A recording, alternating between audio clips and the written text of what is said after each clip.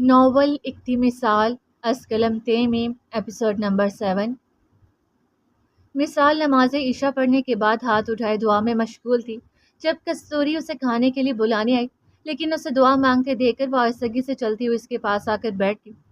وہ دونوں ہاتھ پھیلائے اپنے رب سے دعا مانگ رہی تھی، آنکھوں سے آنسو ٹوٹ کر اس کی ہتھیلیوں پر گر رہے تھے۔ اسے یوں روتے دیکھ کر کستوری کی آنکھیں بھی نہ جانے کیوں نم ہونے کو بے قرار ہوئیں۔ دعا مانگ کر دونوں ہاتھ چہرے پر پھیرے، اپنے پاس کسی کی موجودگی کا احساس جان کر مثال نے گردن موڑ کر پیچھے دیکھا تو کستوری اس کے پاس بیٹھی تھی۔ ارے کستوری، تم یہاں؟ کوئی کام تھا کیا؟ ہاں، وہ میں بس تمہیں بلانے آئی تھی کہ کھانا کھا لو۔ اچھا ٹھیک ہے، چلو کھانا کھاتے ہیں، میں نے بھی نماز پڑھ لی ہے۔ مثال جائے نماز سے اٹھنے لگی کہ کستوری اس کے ہاتھ سے پکڑ کر اسے واپس بٹھاتے ہوئے بولی، ایک بات پوچھوں میں تم سے؟ ہاں پوچھو، مثال مسکرا کر بولی۔ یہ تم ہر نماز کے بعد روتی کیوں ہو؟ میں نے بہت بار تمہیں یوں روتے ہوئے دیکھا ہے، کیا تمہیں بہت تکلیف ہوتی ہے؟ کیا ان لوگوں نے تمہیں بہت ستایا؟ تم انہیں بد دعا کیوں نہیں دیتی؟ میں نے سنا ہے کہ مظلوم کی بد دعا بہت جلد لگتی ہے ظالموں کو۔ کستوری ایک ہی سانس میں یہ سب کہہ گئی تھی۔ مثال اس کی پوری بات سن کر مسکرائی اور پھر اس کے دونوں ہاتھ اپنے ہاتھوں میں لیتے ہوئے بولی، میں اپنے دل کی کیفیت ہمیشہ اپنے رب کو بتاتی ہوں۔ میں کیا محسوس کر رہی ہوں، کتنی تکلیف میں ہوں، مجھے کیا چاہیے۔ یقین کرو وہ مجھے بہت پیار سے سنتا ہے۔ اس کے سامنے رونے سے اور اپنی تکلیفیں بیان کرنے سے میں خود کو بہت ہلکا اور پرسکون محسوس کرتی ہوں۔ لوگوں کے سامنے رونے سے بہتر ہے کہ انسان اپنے پیارے رب کے سامنے رویا کرے۔ بے شک میرا اللہ دلوں کا ہمراز ہے۔ اللہ تعالیٰ فرماتا ہے، سب کو چھوڑ کر اندھا اعتبار کرو مجھ پر۔ یقین کرو میں اپنے وعدوں کا بڑا سچا ہوں۔ زندگی کے اکثر مقامات پر میں نے جانا اور محسوس کیا کہ میرے ساتھ اللہ تعالیٰ کے سوا اور کوئی بھی نہیں ہے، تب میں نے جانا کہ اللہ کا ساتھ ہونا کس قدر بہتر ہے۔ کستوری اس کے الفاظوں اور اس کی باتوں کے سحر میں جیسے کھو سی گئی تھی۔ وہ اسکارف کے حالے میں دمکتی اس کے صاف شفاف معصوم سے چہرے کو پورے انہماک سے دیکھتی اس کی باتیں سن رہی تھی۔ مثال نے گہری سانس لی، اور رہی بات بد دعا کی تو چپ سے بڑی بد دعا اور کوئی نہیں۔ جب بندہ بولتا ہے تو قدرت خاموش رہتی ہے، اور جب بندہ خاموش ہو جاتا ہے تو قدرت انتقام لیتی ہے، اور قدرت کا انتقام بہت برا اور سخت ہوتا ہے۔ مثال ہولے سے مسکرائی، ہر تباہی کے لیے کسی بد دعا کی ضرورت نہیں ہوتی میری بہنا، کسی کا صبر بھی آپ کو تباہ و برباد کر سکتا ہے۔ مکافات عمل تو اٹل ہے، دیر سویر ہو جاتی ہے مگر مکافات ٹل نہیں سکتا۔ اللہ کی لاٹھی بے آواز ہے، وہ ڈھیل دیتا ہے لیکن جب رسی کھینچتا ہے تو انسان منہ کے بال آ گرتا ہے، اور تب دنیا کی کوئی بھی طاقت اسے اٹھا نہیں سکتی۔ وہ لوگ جو مظلوموں پر ظلم کر کے مزے سے بیٹھے ہوئے، وہ آج نہیں تو کل مکافات کا مزہ ضرور چکھیں گے۔ میں نے اپنا معاملہ اپنے رب پر چھوڑ دیا، کیونکہ میرے رب نے اپنی کتاب میں فرمایا ہے، وَمَا كَانَ رَبُّكَ نَسِيًّا، اور تیرا رب بھولنے والا نہیں، اور مجھے اپنے رب پر کامل یقین ہے، وہ میرا بدلہ ان ظالموں سے ضرور لے گا۔ کستوری کی آواز بھرا گئی، تمہیں یوں اپنے رب کے ساتھ لگاؤ دیکھ کر میرے دل کو کچھ ہونے لگتا ہے۔ نہ جانے کیوں میں اس دین کی طرف کھینچی چلی آتی ہوں، مجھے سمجھ نہیں آتی، لیکن میرا دل اب چرچ جانے کو نہیں کرتا۔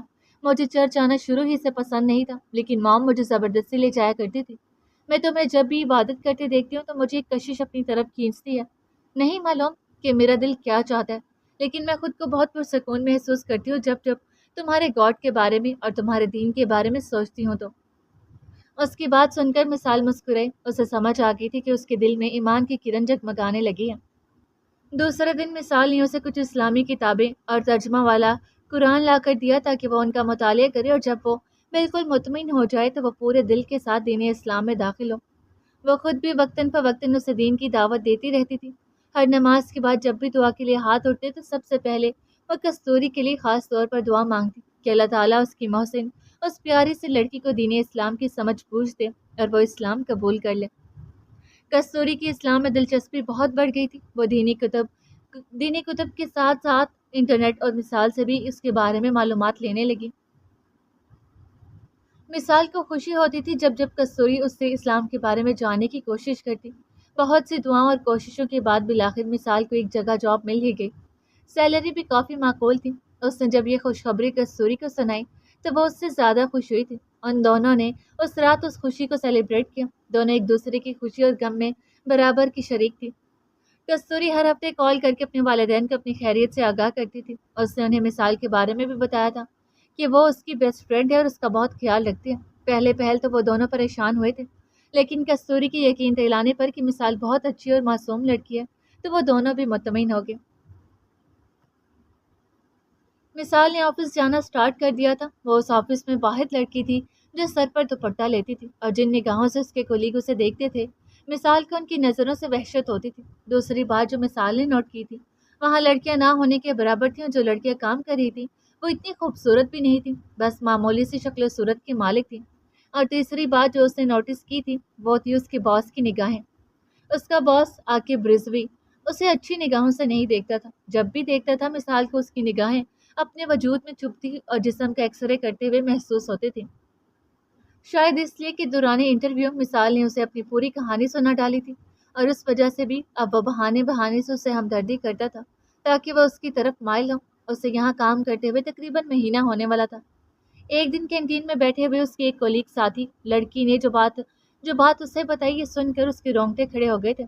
जब वो ऑफिस से वापस आई तो बहुत खौफजदा और डरी हुई थी। क्या हुआ मिसाल, तुम ठीक तो हो? परेशान लग रही हो। कस्तूरी ने उसे परेशान देखा तो पूछ बैठी। मिसाल ने कस्तूरी को उस लड़की की पूरी बात सुना डाली। ओह, ये तो बहुत ही खतरनाक बात है। मुझे तुम्हारा बॉस यकीनन अच्छा इंसान नहीं लग रहा।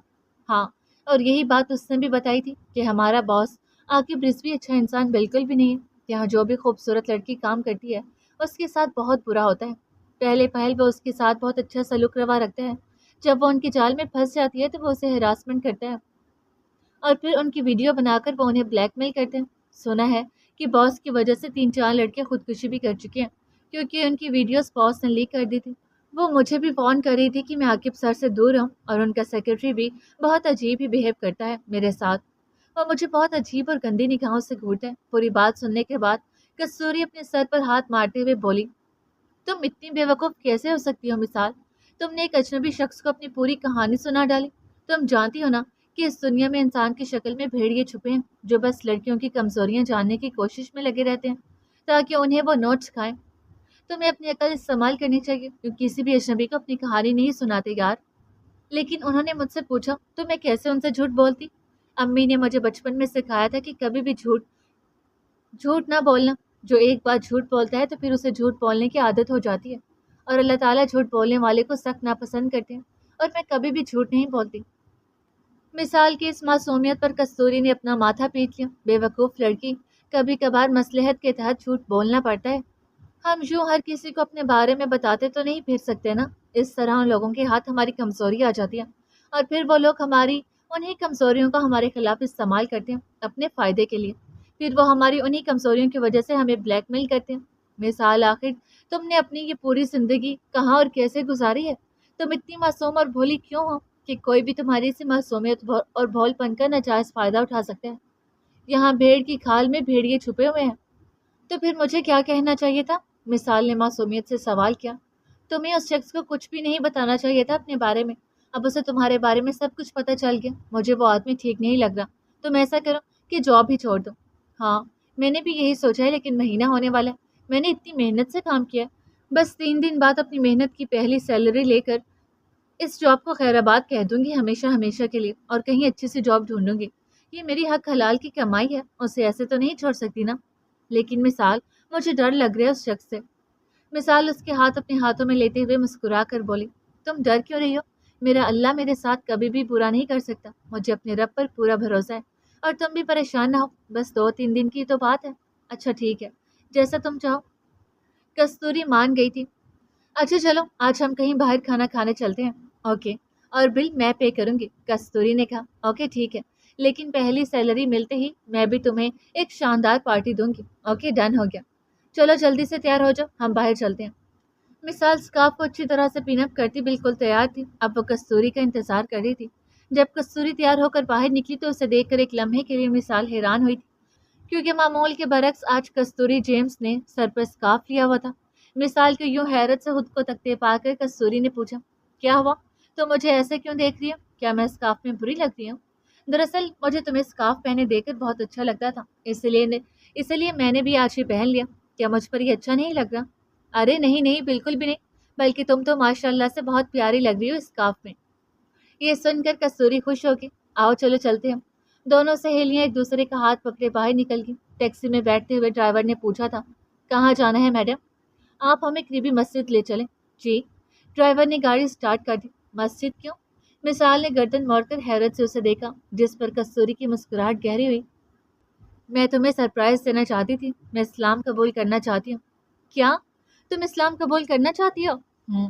کستوری نے سر اس بات میں ہلایا۔ مثال کی آنکھیں بھر آئیں، اس نے جھٹ سے کستوری کو گلے سے لگا لیا۔ مثال خوشی سے رو پڑی۔ تم نے بہت اچھا فیصلہ کیا ہے کستوری، میں ہر نماز کے بعد تمہاری ہدایت کی دعائیں مانگتی تھی کہ اللہ تعالیٰ میری دوست کو ہدایت دے، اور میرے اللہ نے میری دعائیں سن لی۔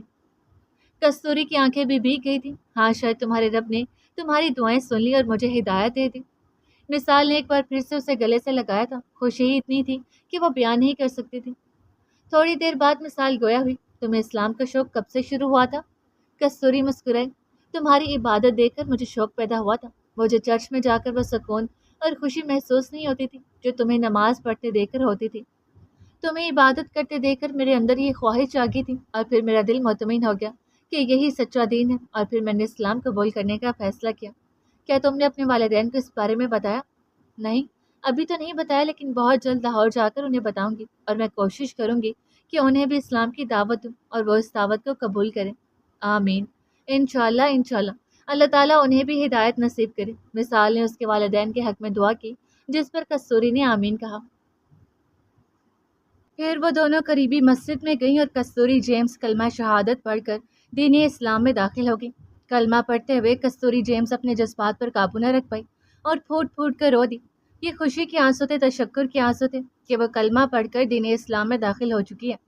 وہ دنیا کی سب سے بڑی نعمتوں میں سے ایک نعمت اسلام کو پا چکی تھی۔ مثال اسے گلے سے لگائے اس کی پیٹھ آہستگی سے تھپتھپاتے ہوئے اسے مبارکباد دے رہی تھی، اور کستوری اپنے جذبات پر قابو نہ رکھ پاتی روئے جا رہی تھی۔ وہ اپنی اس خوشی کو اپنے الفاظوں میں بیان نہیں کر سکتی تھی۔ کستوری کا اب اسلامی نام اقرا تھا۔ کلمہ پڑھ لینے کے بعد کستوری کا دل بہت پرسکون اور مطمئن تھا۔ دونوں مسجد سے باہر نکلے۔ مثال کو اپنی دوست کے اسلام قبول کرنے سے بہت خوشی تھی۔ وہ دعا کر رہی تھی بس اس کے ماں باپ اس کے لیے کوئی پریشانی نہ کھڑی کر دیں۔ کاش وہ دونوں بھی دین اسلام کو چن لیں۔ دوسرے ہی دن کستوری کو لاہور سے کال آئی تھی کہ اس کی کزن کی شادی ہے۔ اس کے والدین نے اسے لاہور آنے کا کہا تھا۔ کستوری کو شادی اٹینڈ کرنے لاہور جانا تھا۔ اس نے مثال سے کہا کہ وہ بھی اس کے ساتھ چلے، مگر مثال نے معذرت کر لی کہ پھر کبھی صحیح۔ کستوری جلدی واپس آنے کا وعدہ کرتی لاہور کے لیے روانہ ہو گئی۔ کستوری کے جانے کے بعد مثال بہت اداس ہو گئی تھی۔ اب وہ اکیلی تھی، کوئی ساتھ نہیں تھا جس کے ساتھ وہ ٹائم گزارتی، اسی لیے اب وہ اپنا زیادہ وقت آفس میں کام کرتی گزارتی تھی۔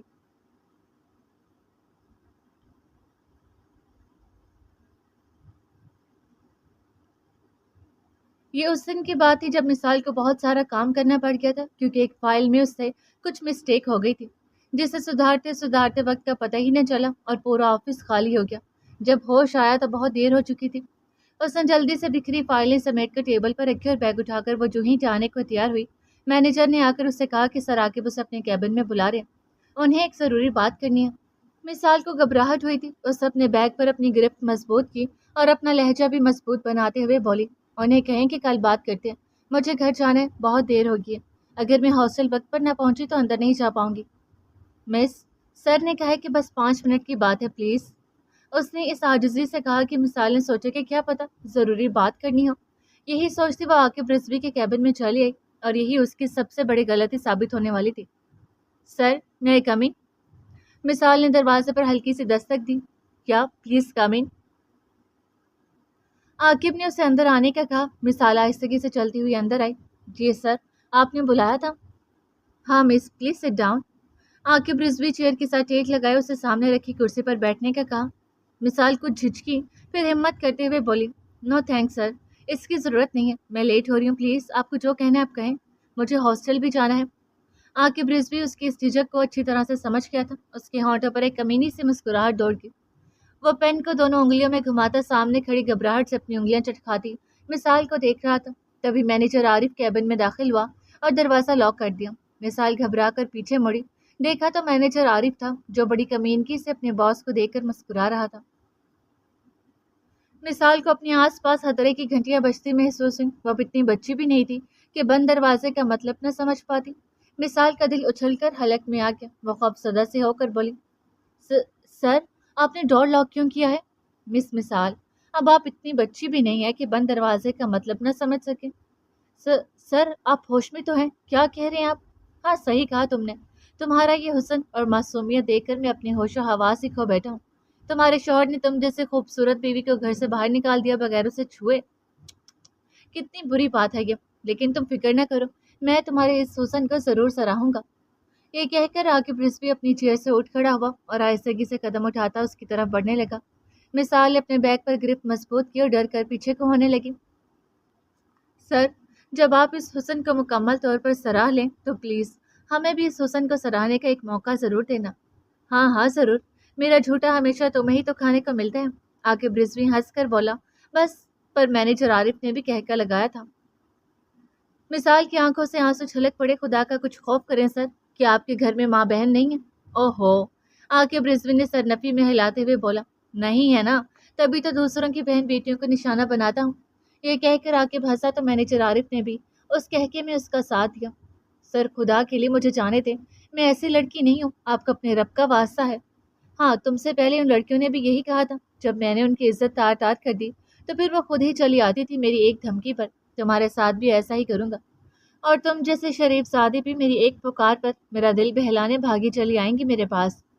آپ نے غلط اندازہ لگایا، میں ان جیسے لڑکیوں میں سے ہرگز بھی نہیں ہوں۔ اوہ اچھا، عاقب چوکنے کی ایکٹنگ کرتے ہوئے بولا۔ پھر تو ہمیں دیکھنا ہی پڑے گا کہ تم کیسے لڑکی ہو۔ یہ کہہ کر عاقب نے دیوار سے لگی کھڑی ڈری سہمی اپنی عزت کی بھیک مانگتی مثال کے سر سے بے دردی سے دوپٹہ کھینچا۔ مثال کے سر سے دوپٹہ ڈھلک کر اس کے کندھوں پر آ گرا تھا۔ ایسی بے آبرو! مثال کی چیخ بلند ہوئی تھی۔ آج تک وہ اپنے گھر میں ننگے سر نہیں گھومی تھی اور اس وحشی انسان نے اس کے سر سے دوپٹہ اتار کر اسے بے آبرو کیا تھا۔ مثال نے پوری قوت کے ساتھ سامنے کھڑے عاقب رضوی کو دھکا دیا۔ عاقب اس دھکے کے لیے بالکل بھی تیار نہ تھا، وہ اپنے توازن برقرار نہ رکھ پاتا، سیدھا میز سے جا لگا تھا۔ مثال اپنا دوپٹہ سر پر رکھتی تیزی سے دروازے کی طرف بھاگی، لیکن دروازے پر کھڑے مینیجر کو کمینگی سے مسکراتے دیکھ کر مثال نے پوری قوت سے اس کے چہرے پر اپنا بیگ دے مارا۔ وہ اپنی آنکھوں پر ہاتھ رکھے درد سے بلبلا اٹھا۔ مثال کے پاس یہ بہترین موقع تھا یہاں سے بھاگ جانے کا، لیکن وہ دونوں تو اپنے شکار کو پھانسنے کی پوری تیاری کر چکے تھے۔ باہر جانے کے سبھی دروازے لاک تھے۔ وہ پورے آفس میں مدد کے لیے چیختی بھاگتی پھر رہی تھی۔ وہ دونوں وحشی عزت کے لٹیرے اس کے پیچھے پیچھے بھاگ رہے تھے۔ تھک ہار کر وہ خود کو محفوظ رکھنے کے لیے آفس کے کچن میں آ چکی تھی۔ وہ دونوں اسے پورے آفس میں پاگلوں کی طرح ڈھونڈ رہے تھے، کیونکہ ان کا شکار کھو چکا تھا اور آج کی رات انہیں شکار کیے بغیر نیند نہیں آنے والی تھی۔ وہ دونوں ایک دوسرے کے گناہوں سے خوب آگاہ اور ایک دوسرے کے رازدار تھے۔ وہ دونوں مل کر ایسی مجبور اور معصوم لڑکیوں کا شکار کرتے تھے اور شکار کو آدھا آدھا تقسیم کر لیتے۔ مثال ٹیبل کے نیچے چھپی ڈری سہمی سی بیٹھی تھی، آنسو پھسل کر اس کے گالوں پر بہتے چلے جا رہے تھے۔ میرے اللہ، مجھے بچا لیں، میں نے کبھی کسی کے ساتھ کچھ بھی برا نہیں کیا۔ اے سمیع البصیر، میں اس وقت ان وحشیوں کے چنگل میں پھنس گئی ہوں۔ اے یوسف علیہ السلام کو کنویں سے محفوظ نکالنے والے رب، مجھے بھی یہاں سے محفوظ نکال۔ میرے لیے میری عزت سے بڑھ کر کچھ بھی نہیں ہے، اگر میری عزت میرے پاس نہیں رہتی تو مجھے ابھی کی ابھی موت دے دے۔ میرے رب! وہ گڑ گڑا کر اپنے پیارے رب سے دعائیں مانگ رہی تھی، وہ رب جو 70 ماؤں سے بڑھ کر پیار کرتا ہے۔ اس کی ہچکیاں بن گئی تھیں، تبھی وہ دونوں درندوں سے ڈھونڈتے ہوئے کچن تک آ گئے۔ انہیں دیکھ کر مثال کی آنکھیں خوف سے پھیل گئیں۔ اس نے اپنے منہ پر دونوں ہاتھ رکھ کر اپنی ہچکیوں کا گلا گھونٹا تھا۔ مثال، مثال میری جان کہاں ہو تم؟ مثال! عاقب رضوی اسے آوازیں لگا رہا تھا۔ مثال میری جان کہاں چھپی ہوئی ہو؟ باہر آ جاؤ نا، دیکھو بس بہت ہو گیا یہ ہائیڈ اینڈ سیک کھیلنا، چلو اب باہر نکلو، مجھ سے اور انتظار نہیں ہو رہا مثال ڈارلنگ۔ مثال نے دونوں ہاتھ ہونٹوں پر مضبوطی سے رکھے اپنی سسکیوں کو روکنے کی کوشش کی۔ آنسو پھر بھی پلکوں کی بار توڑ کر ہاتھوں پہ گر رہے تھے۔ اس وقت وہ ان دونوں کے رحم و کرم پر تھی۔ اگر اس کی عزت آج چلے گی تو پھر وہ کبھی بھی سر اٹھا کر نہیں جی پائے گی۔ روتے ہوئے اس کے دل سے تنزیل اور شمائلہ کے لیے بددعا نکل گئی، اور یہ دکھی دل کی بددعا تھی جو عرش پر جا پہنچی تھی۔ تنزیل کی سبب آپ دونوں کی وجہ سے ہو رہے، آپ لوگوں نے مجھے گھر بدر کر دیا اور آج مجھے اپنی عزت بچانے کے لیے یہاں چھپنا پڑا۔ میں آپ لوگوں کو کبھی بھی معاف نہیں کروں گی۔ آپ لوگوں کی وجہ سے آج مجھے اقدام اٹھانا پڑا۔ میرے اس اقدام سے میرا اللہ مجھ سے ناراض ہو جائے گا۔ یہ سوچ کر آنسوؤں میں تیزی آ گئی۔ اس نے سوچ لیا تھا کہ اسے کیا کرنا ہے، کیونکہ وہ بالکل ہی بے بس ہو گئی تھی۔ بچنے کا اور کوئی راستہ ہی دکھائی نہیں دے رہا تھا۔ ڈارلنگ، اب نکل آؤ نا پلیز، کیوں ستا رہی ہو مجھے؟ عاقب رضوی کچن میں چاروں طرف نگاہ دوڑاتے ہوئے بولا، تبھی ٹیبل کے نیچے سے نظر آتے مثال کے دوپٹے پر اس کی نگاہ پڑی تو وہ ہنس دیا۔ آہستگی سے چلتا ہوا وہ اچانک ہی اس کے سامنے آیا تھا، جس پر مثال کے منہ سے ایک خوفناک چیخ نکلی۔ عاقب نے جھک کر اس کا دوپٹہ اس کے وجود سے کھینچ لیا تھا۔ مثال کو لگا کہ اس کی روح بھی اس کے جسم سے کھینچ لی گئی ہو۔ आके ब्रिस्बे ने दुपट्टे को नाक से लगाकर गहरी सांस लेकर उसकी खुशबू अपने अंदर उतारी। तुम्हारी खुशबू बहुत ही उम्दा और खूबसूरत है, बिल्कुल तुम्हारी तरह। ये कहता आके वास्तगी से उसकी तरफ बढ़ने लगा। बस बहुत भाग लिया तुमने मिसाल मैडम, अब तुम्हें मुझसे कोई भी नहीं बचा सकता। आके ब्रिस्बे उसका दुपट्टा हाथों में लपेटते हुए बोला, अब तुम मेरी दस्तरस में हो और तुम्हें मुझसे कोई भी नहीं बचा पाएगा, कोई भी नहीं। भूल है तुम्हारी कि मुझे कोई भी नहीं बचा पाएगा। मेरा अल्लाह मुझे बचाएगा, जिसने यूसुफ अलैहिस्सलाम को कुएं से निकाला था, इसी तरह वो मुझे भी इस गलासत भरे कुएं से निकालेगा। अच्छा। आके ब्रिस्बेन ने उसकी बात सुनकर कहका लगाया। उसी वक्त मैनेजर आरिफ भी वहां चला आया। चलो आरिफ, पकड़ो इस चिड़िया को। बहुत टफ टाइम दिया है इसने, शक्ल से तो बहुत मासूम लगती है। सोचा था कि आसानी से शिकार कर लूंगा, लेकिन बहुत दौड़ाया है इसने हमें, और इसकी अब सजा भी मिलेगी, और वो भी डबल। आकिब कमीनगी से हंसा था। दिल बहलाने की सजा और साथ में सताने की भी। आकिब रिजवी ने कहका लगाया। उस कहके में मैनेजर ने भी उसका साथ दिया था। वो दोनों दरिंदे उसके पास आने लगे। मिसाल खौफ सदा होती पीछे होती चली गई। ए रब्बुल आलमीन, मुझे बचा ले, मुझे ऐसी जिल्लत भरी जिंदगी नहीं चाहिए, मुझे अभी की अभी मौत दे दे मेरे प्यारे रब। वो दिल ही दिल में अपने मेहरबान रब को पुकार रही थी। मिसाल पीछे हटती हटती स्लैब से जा लगी थी। तभी उसकी निगाह सामने रखी छुरी पर पड़ी थी। उसे कुछ सोचकर जल्दी से छुरी उठा ली थी। उसे छुरी उठाते देखकर आकिब हंसा। तुम मुझे इस छुरी से डराने की कोशिश कर रही हो कि मैं इस छुरी से डर कर अपने शिकार से पीछे हट जाऊंगा? तो भूल है ये तुम्हारी। मेरी ताकत के सामने तुम एक फड़फड़ाती मासूम से चिड़िया हो। मिसाल ने आंसू भरी आंखों से उन दोनों दरिंदों को देखा जो उसे नोच खाने के लिए उतावले हो रहे थे। कांपते हाथों में पकड़ी छुरी पर उसकी गिरफ्त मजबूत हुई। उसने छत की तरफ अपना चेहरा उठाया और अपने रब से रोते हुए फरियाद की, मेरे मालिक, मुझे माफ़ कर देना, मैं बहुत मजबूर होकर ये कदम उठा रही हूँ। मुझे तेरे बंदों ने मुझे बहुत सताया है। मैं क्या करूँ, मेरे पास इस रास्ते के सिवा और कोई रास्ता नहीं मिला। मैं बहुत बुरी हूँ मेरे अल्लाह जी। मैं इन वहशी दरिंदों से अपनी इज्जत बचाने के लिए हराम मौत को गले लगा रही हूँ। मुझे माफ़ कर देना मेरे प्यारे रब। ये कहती मिसाल ने हाथ में पकड़ी छुरी अपने पेट में घोंप दी। वो जो दोनों ही यही समझ रहे थे कि वो लड़की उन दोनों को उस छुरी से मारना चाहती है, लेकिन वो लड़की उनकी सोच के बरक्स निकली थी। उससे अपनी जान लेने की कोशिश की थी। हाँ, वो दोनों उस लड़की को ठीक से समझ ही नहीं पाए थे। मिसाल नीचे गिर गई। खून तेजी से किचन के फर्श पर गिरता उसे रंगीन करने लगा। ये देखकर वो दोनों घबरा गए थे। ये क्या कर दिया इसने? अब क्या करें? अगर पुलिस यहाँ आ गई तो फिर हम दोनों ही नहीं बच पाएंगे। आकिब रिजवी जितना कमीना इंसान था उतना ही डरपोक और बुज़दिल भी था। उसने हमेशा से लड़कियों के खौफ से फ़ायदा उठाया था, लेकिन आज उसका पाला एक बहादुर लड़की से पड़ा था, जिसने अपने इकदाम से उसे खौफजदा कर दिया था। अब क्या करें सर, मुझे बहुत डर लग रहा है। अगर हम किसी की निगाहों में आ गए तो बहुत बुरा होगा। पूरी ज़िंदगी जेल में गुजारनी पड़ेगी हमें। मैनेजर आरिफ भी बहुत खौफजदा हो गया था। नहीं, मैं ऐसा नहीं होने दूंगा, हमें कुछ करना ही होगा। आकिब अपने चेहरे पर हाथ फेरते हुए बोला, उसे जल्दी से गाड़ी में डालो और कहीं सड़क पर फेंको। अगर ये किसी गाड़ी के नीचे आकर कुचली जाती है तो ये एक्सीडेंट माना जाएगा और किसी को हमारे बारे में शक भी नहीं होगा। हाँ, यही सही कहा आपने। आरिफ ने आकिब के इस प्लान को सराहा। हमें ऐसा ही करना होगा। फिर उन दोनों ने मिसाइल को गाड़ी में डाला और उसे ले जाकर एक सुनसान सड़क पर बीच रास्ते में फेंक दिया, ताकि अगर कोई गाड़ी आए तो सीधा उसे कुचल कर निकल जाएगी और यूं वो दोनों भी बच जाएंगे। लेकिन वो शायद भूल गए थे कि ऊपर एक गवाह मौजूद है जो उनकी सारी कार्रवाई देख रहा था। उसने उन जालिमों की रस्सी अभी ढीली कर रखी थी। शायद वो भूल गए थे कि ये दुनिया मुकाफाती अमल है। अगर किसी को रुलाया है तो खुद को भी रोना पड़ेगा। अपना काम करके वो दोनों वहां से ऑफिस भागे, क्योंकि वहां भी तो सारे सबूतों को मिटाना था। सड़क पर आखिरी सांसें लेती मिसाल ने जरा सी आंखें खोलकर आसपास देखा। ये बिल्कुल सुनसान सड़क थी जहाँ किसी जीरो तक का नामो निशान न था। एक जख्मी से मुस्कान उसके लबों पर आई और वो अपनी आंखें मौन गई। शायद उसे यकीन हो चला था कि ये उसका वक्त रुखसत है, लेकिन उसे खुशी इस बात की ज्यादा थी कि वो अपनी इज्जत बचाने में कामयाब रही थी।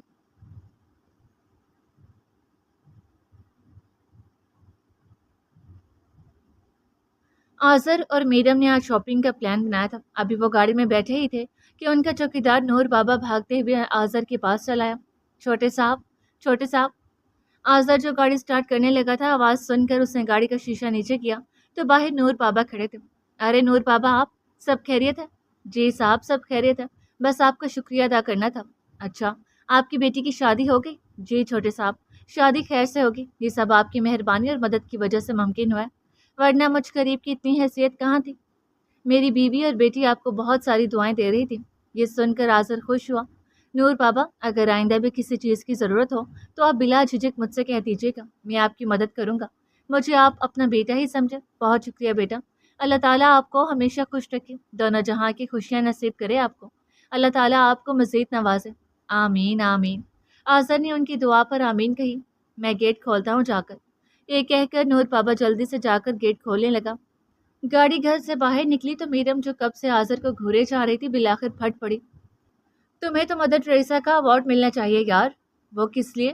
گاڑی ڈرائیو کرتے آزر نے سر گھما کر اسے دیکھا۔ ہر کسی کی مدد کا ٹھیکہ جو اٹھا رکھا ہے تم نے، سارے فریش موڈ کا ستیہ ناش کر دیا تم نے، اور تمہارے ان غریب دوستوں نے۔ تمہیں دوستی کے لیے ملے بھی یہی غریب لوگ تھے۔ میرم کے لہجے میں حقارت کا عنصر نمایاں تھا۔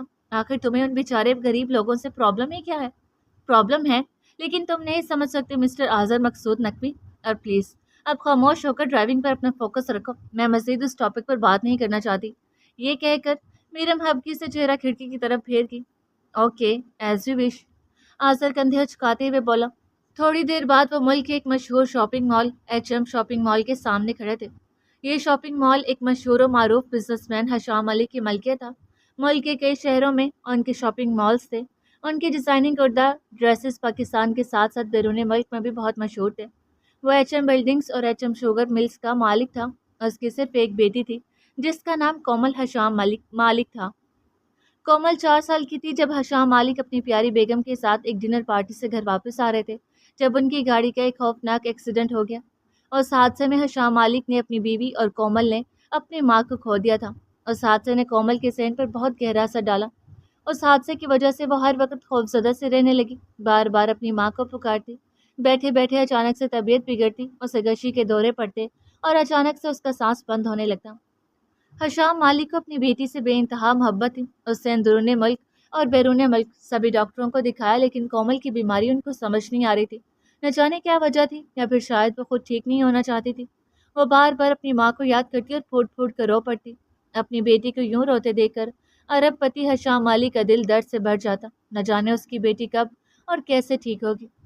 کومل میں اس کی جان بستی تھی، اور اس دنیا میں بس ایک وہی تھی جس سے اسے بے انتہا محبت تھی۔ 10 سال ہو چکے تھے اور آج تک وہ اپنی بیٹی کی یہ تکلیف برداشت کر رہا تھا۔ کومل باقی نارمل بچوں کی طرح اپنا بچپن ہی گزار پائی تھی۔ وہ ہر وقت خوف اور دہشت کے سائے میں رہی تھی۔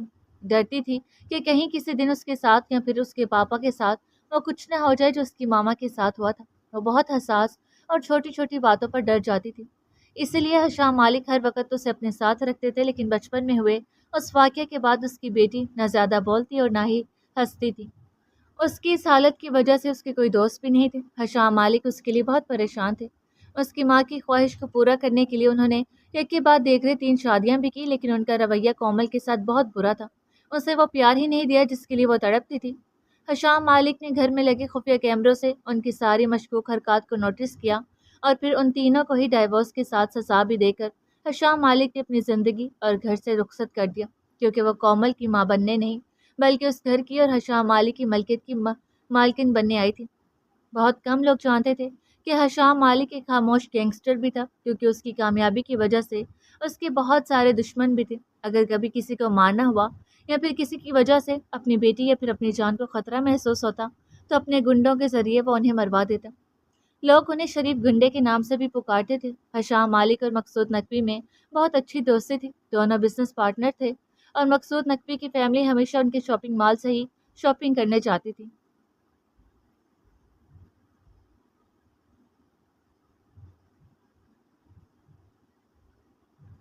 مثال جو سمجھ چکی تھی کہ وہ اب مر چکی ہے، لیکن شاید قسمت میں ابھی اس کا مرنا نہیں لکھا تھا، ابھی زندگی نے اسے مزید آزمائشوں سے گزارنا تھا۔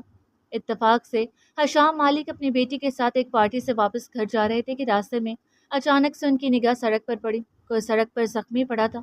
پاپا، وہاں کوئی ہے؟ حساس کومل نے جب کسی کو سڑک پر گرے دیکھا تو بول پڑی، پاپا اس کو جا کر دیکھیں، کیا وہ زندہ ہے؟ ٹھیک ہے بیٹا، چلو چل کر دیکھتے ہیں۔ دونوں گاڑی سے باہر نکلے۔ حشام مالک نے دیکھا وہ ایک لڑکی تھی جو شدید زخمی تھی، اس کا خون سڑک پر پھیل چکا تھا۔ حشام مالک نے جھک کر اس کی نبض چیک کی جو بہت دھیمی چل رہی تھی۔ پاپا، کیا یہ زندہ ہے؟ ہاں بیٹا، یہ زندہ ہے۔ پاپا پلیز اسے بچا لیں، اسے ہاسپٹل لے جائیں، ورنہ یہ بھی ماما کی طرح مر جائیں گی، پلیز پاپا۔ کومل کی یہ حالت دیکھ کر حشام مالک نے اسے پرسکون کیا۔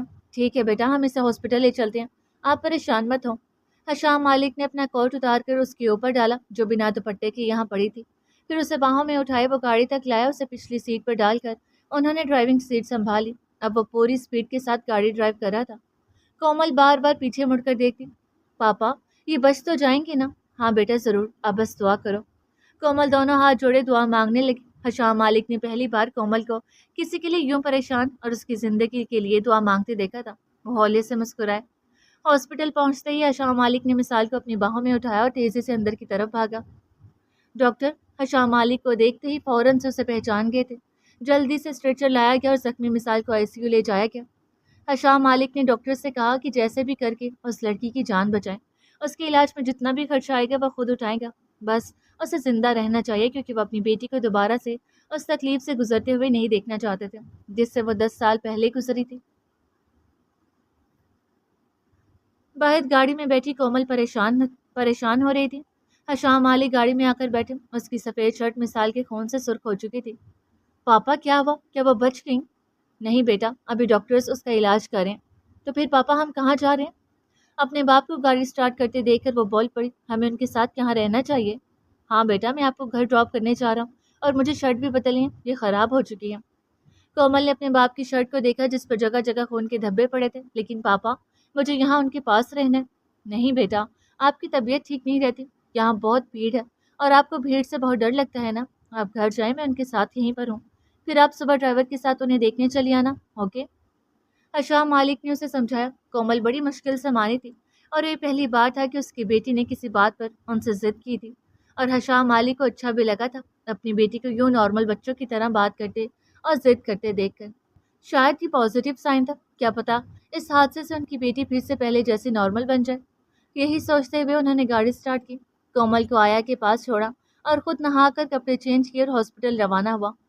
یہ سب وہ مثال کے لیے نہیں بلکہ اپنی بیٹی کی خوشی کے لیے کر رہے تھے، کیونکہ اس کی بیٹی نے پہلی بار اس سے کوئی فرمائش اور خواہش کی تھی، ورنہ وہ تو ایسا انسان تھا جسے اپنے اور بیٹی کے سوا کسی کی بھی کوئی پرواہ نہیں تھی۔ پوری رات وہ ہاسپٹل میں رہے تھے۔ مثال کا خون کافی بہہ چکا تھا، جس کی وجہ سے انہیں بلڈ کا بھی بندوبست کرنا پڑا۔ بھاگ دوڑ کی وجہ سے وہ کافی تھک گیا تھا، نیند کی وجہ سے اس کی آنکھیں بند ہو رہی تھی۔ فجر کی اذان ہوئی تو ڈاکٹر نے انہیں خوشخبری سنائی کہ ان کی پیشنٹ کی زندگی اب خطرے سے باہر ہے۔ اس کے منہ سے بے اختیار شکر کا کلمہ ادا ہوا۔ وہ خود بھی نہیں جانتا تھا کہ کسی غیر لڑکی کے زندہ ہونے پر وہ کیوں خوش ہو رہا ہے، لیکن شاید وہ یہ سب اپنی بیٹی کے لیے کر رہا تھا۔ وہ کافی تھک چکے تھے اب، جبکہ اس لڑکی کی حالت بہتر تھی، تو وہ آرام کرنے گھر کے لیے روانہ ہوئے۔ حشام مالک جب گھر پہنچے تو انہوں نے کومل کو معمول کے برعکس آج اتنی صبح جاگتے ہوئے پایا۔ بیٹا آپ سوئی نہیں کیا؟ نہیں میں سوئی تھی، بٹ آنکھ جلدی سے کھل گئی۔ آپ بتائیں آپ ہاسپٹل سے کیوں آئے اور ان کی طبیعت کیسی ہے اب؟ بیٹی کو آج اتنے سالوں بعد اتنی زیادہ باتیں کرتے دیکھ کر انہیں بہت خوشی ہوئی تھی، ورنہ تو وہ ایک دو لفظ بولنے کے بعد خاموشی ہو جاتی تھی۔ حشام مالک گھٹنوں کے بل اس کے سامنے بیٹھ کے اس کے دونوں بازوں سے تھام کر اس کی پیشانی کو چومتے ہوئے اسے سینے سے لگا کر بولے، آپ پریشان نہ ہو بیٹا، اب وہ بالکل ٹھیک ہے، ان کی حالت اب خطرے سے باہر ہے۔ سچ میں؟ کومل بے اختیار مسکرا کر بولی تھی۔ حشام مالک نے پہلی بار اس کے ہونٹوں پر مسکراہٹ دیکھی تھی۔ کیا وہ اب بالکل ٹھیک ہے؟ ہاں بیٹا، اب وہ بالکل ٹھیک ہے۔ تو پھر ہم ان سے کب ملنے جائیں گے؟ دوپہر کو چلتے ہیں پھر۔ میں پوری رات نہیں سویا بیٹا، تھوڑی دیر آرام کر لوں پھر چلیں گے۔ اوکے پاپا۔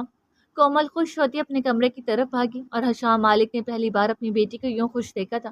یقیناً اس لڑکی میں کچھ تو خاص ہے جو میری بیٹی اتنے سالوں بعد مسکرائی ہے۔ حشام مالک سوچ میں پڑ گئے تھے۔ وہ لڑکی اب ان کے لیے بہت خاص بن گئی تھی، کیونکہ جو کام ڈاکٹر نہ کر سکے تھے وہ اس زخمی اور بے ہوش لڑکی نے کر دکھایا تھا۔ وہ یہی سوچ رہے تھے کہ نہ جانے اس کے ساتھ یہ سب کس نے کیا، نہ جانے کون تھا وہ جو اسے زخمی کر کے سڑک پر یوں بے آبرو کر کے چھوڑ گیا تھا۔ یہ تو اب اس لڑکی کے جاگنے کے بعد ہی پتہ چلنے والا تھا۔